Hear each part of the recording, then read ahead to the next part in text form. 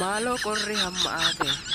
jartina fuusi sa'ahaa furdooka haadha fa'aat korri dhufee qophaaya Silaa warri jaartii qabu jaartii hammateetiniin jiraata. Ka jaartii hin qabne hoo maal maltee fi ka miskiina badoo keessatti dalagaa dalagatu akkasuma ka warri biiroo yookaan maktaba keessa jiranillee biddilibsiin bakka itti nafne ka silaa hojii qabullee bakka hojii jirutti biddilibsiin bakka itti nafne uummata yaaddoo hafte itti dabaluuf immoo maali wanni ati kana viidiyoo kana hojjetteef amma kun wadda sanii ka biddilibsii qabu hunda biddilibsii kaafateetiniin dannasaa ka qabu silaa hin hammateetiniin gammada kan qabne yaaddoo keessa galchuuf immoo maaliif amma ammoo deebitee ka gaafa dura waa'ee biddilibsiitiin uummata yaaddessite xiqqaatuuf amma ammoo jaartiin itti fuudhaaf furdoo akka haadha faatee maal qal'olleen guutte nama kaayyoo qabu nama dalagatu ta namatti heerumtu qal'olleen guutte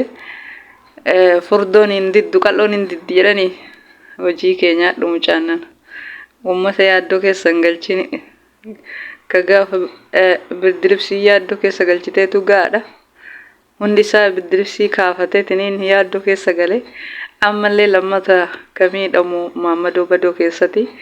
Maammadoo Badoo keessaa fi Maammadoo biyya Arabaa jiru yaaddoo keessa galchita. Akkasuma warra bultiin ijaaratiin kaganaa bultii ijaaratuu deemtanii yaaddoo keessa hin galina. Mucaan yaaddoo keessa isin galchuuf hin fakkaate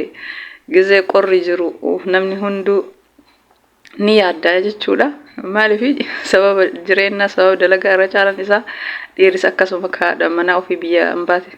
biyya keessatti gatee biyya namaa jiraatutu jira. Dubartilleen akkasuma ka abbaa manaa ofii biyyatti gattee biyya namaa jiraattu harki irra caalan jechuudha. Akkasi rabbi haala isiniif laaffisu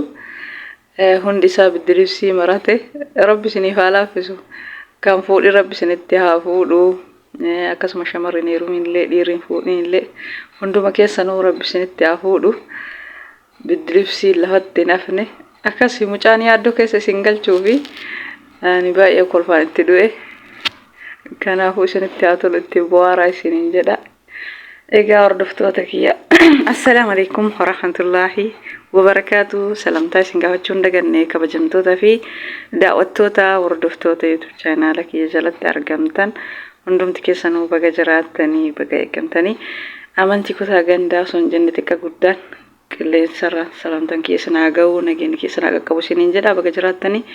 Like, share, subscribe godha horoonni haaraa ta'aa welcome baga gama YouTube channel kiyya dabalamtanii horoonni dura like share gochuun commentii yaada keessan barreessuun na jajjabeessa gaafii keessan illee commentii jalannaa barreessitan tokko tokko isiniif deebisuuf viidiyoo qabadheen dhufa inshallah dhiifama naaf folcha viidiyoo tureetiniin dalaga gaafii keessan isiniif hin deebisne. Abshira warri jaartii keessan bira hin jirrellee warri gana haadha manaa godhatanillee rabbiin haadha manaa saadee haadha manaa gaarii rabbi isinitti haa fuudhu. Inshallah akkasuma shamarranillee abbaa manaa gaarii abbaa manaa saaliyaa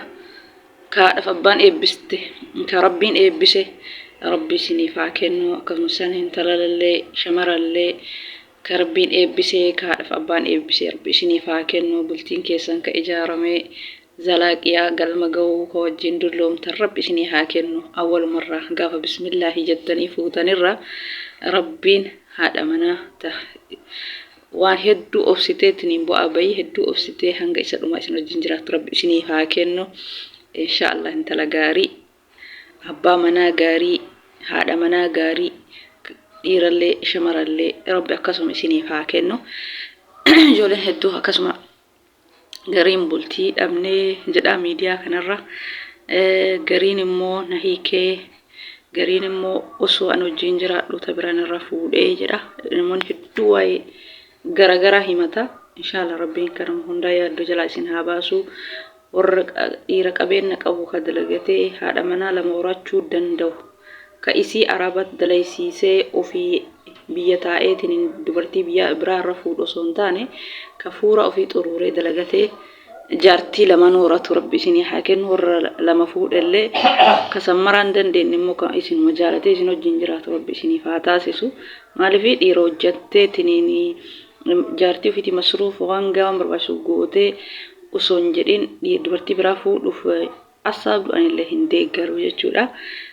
Hiyyummaa takkaayyuu osoo hin dandeenye lammatatti tarkaanfatuun hin taatu. Nama tokko waa hunda barbaachisu guutee qabeenya sun tirfii irraa hafetu kalammata illee yaada akkasuma rabbi abbaa manaa gaarii isiniif haa kennu isiniin jedha waa'ee mucaa kana ummata yaaddoo keessa galche kanarraa viidiyoo kana kaase inshallah rabbi khairii haa godhu inshallah hordoftoota kiyya aga viidiyoo biraa qabannee walitti deebinutti turtii gaarii naaf tura viidiyoon keessan ture like share subscribe godha. Haga video berikutnya. Assalamualaikum warahmatullahi wabarakatuh. Bye bye. Wana ada gefatani galatoma. Bani galagafu ni dan desa ni dagisa muradaku